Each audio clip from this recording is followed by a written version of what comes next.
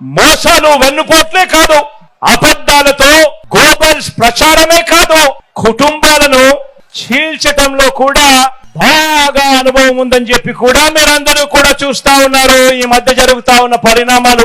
మా చిన్నాన్న గారిని, మా బాబాయిని, వివేకం చిన్నాన్నను ఎవరు చంపారో, ఎవరు చంపించారో ఆయనకు, ఆ దేవుడికి, ఈ జిల్లా ప్రజలందరికీ కూడా తెలుసు. కానీ బురద జల్లేందుకు ఇద్దరు చెల్లెమ్మలను ఎవరు పంపించారో, వారు వెనకాల ఎవరు ఉన్నారో మాత్రం మీ అందరికీ కూడా రోజు కనిపిస్తానే ఉంది. ఇంకా ఆశ్చర్యం ఏమిటో తెలుసా? ఇంకా ఆశ్చర్యం ఏమిటి అనంటే, వివేకం చిన్నాన్నను అతి దారుణంగా చంపి అవును నేనే చంపాను అని అతి హేయంగా బహిరంగంగా చెప్పుకుంటూ తిరుగుతా ఉన్న హంతకుడు, ఆ హంతకుడికి మద్దతిస్తా ఉన్నది ఎవరో కూడా మీరంతా కూడా రోజు చూస్తా ఉన్నారు. ఆ చంపినోడు ఉండాల్సింది జైల్లో, కానీ ఆ చంపినోడికి మద్దతిస్తూ నేరుగా నెత్తిన పెట్టుకొని మరీ మద్దతిస్తా ఉన్నది ఈ చంద్రబాబు, ఈ చంద్రబాబుకు సంబంధించిన ఎల్లో మీడియా, ఈ చంద్రబాబు మనుషులు. చెప్పాలనుకుంటున్నారు అంటే మీ వెనుకుండి వేరే నడిపిస్తున్నారనేటువంటి ఉద్దేశంతో నేను మాట్లాడాడు జగన్. సో నిన్న ప్రొద్దుటూరులో మా అన్న వైఎస్ జగన్మోహన్ రెడ్డి ఎలక్షన్ ప్రచారం చేశారు. ఆ ప్రచారంలో మా నాన్న YS Vivekananda Reddy murder case గురించి మాట్లాడారు. వివేకం చిన్నాన్న అని చెప్పారు. చిన్నాన్న అంటే అర్థం తెలుసా?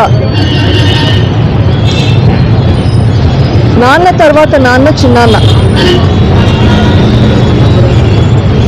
అసలు ఈ బంధుత్వాలకు మీకు అర్థం తెలుసా? అదే మీటింగ్లో మీ మామను ఉద్దేశించు, మీ మామగారిని ఉద్దేశించుతూ ముద్దుగా మామ అని పిలుస్తారు.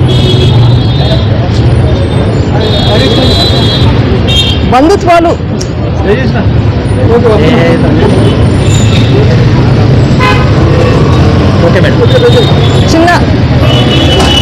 చిన్నాన్న అంటే ఈ నాన్నతో సమానం. అట్లాంటి చిన్నాన్న చనిపోతే ఆ చావు వెనుక కుట్ర ఏంటి అన్నది నిర్ధారించకుండా ఆ చిన్నాన్న కూతురు మీదే నిందలు వేయడం ఏమన్నా న్యాయమా?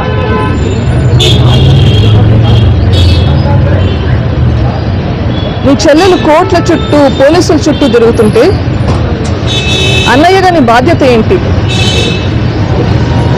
అమ్మా నేను ఉన్నాను నీకోసం, నువ్వు ఇట్లా తిరగద్దు, నీ పని హాస్పిటల్లో పని చేసుకోవడం అని చెప్పేది పోనిచ్చి నా మీదే కేసులు పెడతాడు.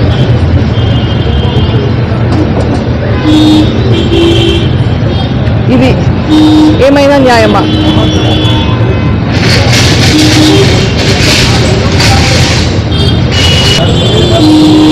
చిన్నాన్న చనిపోతే 5 సంవత్సరాలు అయింది. ఈ 5 సంవత్సరాలు మీదే గవర్నమెంట్ ఏం చేశారు?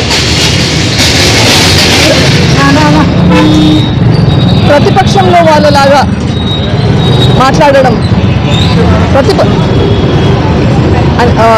కరెక్టా? ఇవాళ మీ ముందుకు వచ్చి నేను మాట్లాడాల్సిన అవసరం ఎందుకు వచ్చింది? ఆయన చేయాల్సిన పని చేయకపోవడం వల్ల కదా. నేను నా అంతఃకరణ శుద్ధితో చెప్తున్నాను, నేను చెప్పేదంతా నిజం. ఆయన అట్లా చెప్పగలుగుతాడా? అది చెప్పినా నమ్మే పరిస్థితి మనకి? ఆయన ఒక మాట అన్నాడు, దేవునికి తెలుసు, ఈ జిల్లా ప్రజలకందరికీ తెలుసు వివేకం చిన్నాన్నని ఎవరు చంపారు అని. కరెక్ట్గా చెప్పారు. దేవునికి తెలుసు, ప్రజలకందరికీ తెలుసు, మీకు కూడా తెలుసు. అందుకేనా చేయించిన వాళ్ళని అంతగా ప్రొటెక్ట్ చేస్తున్నారు?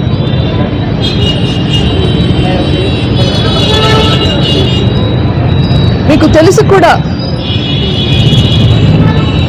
ప్రొటెక్ట్ చేస్తున్నారు అంటే ఎందుకు ప్రొటెక్ట్ చేస్తున్నట్లు?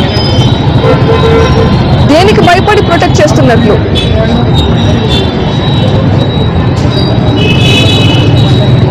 అని నేను అడుగుతున్నాను.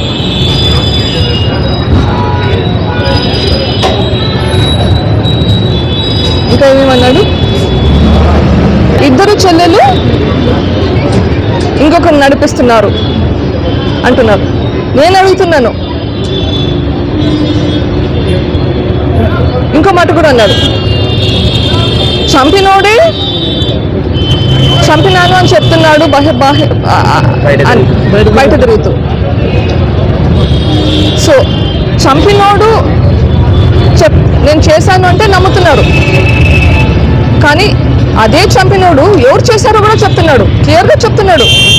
దీని వెనకాల వైఎస్ భాస్కర్ రెడ్డి ఉన్నాడు, వైఎస్ అవినాష్ రెడ్డి ఉన్నాడు, వాళ్ళ వెనకాల వైఎస్ జగన్ రెడ్డి, భారతి రెడ్డి వాళ్ళని ప్రొటెక్ట్ చేస్తూ ఈయన థ్రెటన్ చేస్తూ ఉన్నాడు అని కూడా చెప్తున్నాడు. మరి ఒకటి నమ్ముతున్నారు, ఇంకొకటి నమ్మడం లేదా? నమ్మితే రెండు నమ్మాలి కదా. మరి వీళ్ళని ప్రొటెక్ట్ చేసేది ఎవరు? మీరు కాదా?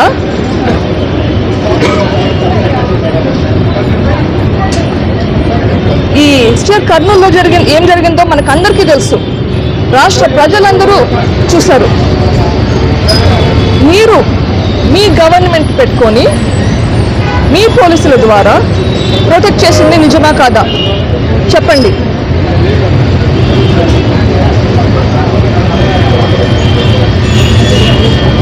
ఈ హంతకుడైతే ఎవరున్నారో ఆయన చెప్పాడు చేయించింది ఎవరని. అదే విషయం సిబిఐ కూడా ఇన్వెస్టిగేట్ చేసింది, ప్రూవ్ కూడా చేసింది. సిబిఐ కూడా అదే చెప్తుంది.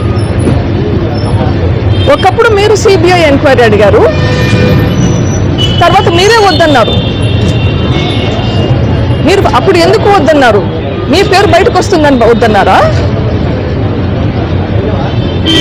అంత లేకపోతే ఆ పిటిషన్ విత్డ్రా చేసుకోవాల్సిన అవసరం ఏంటి?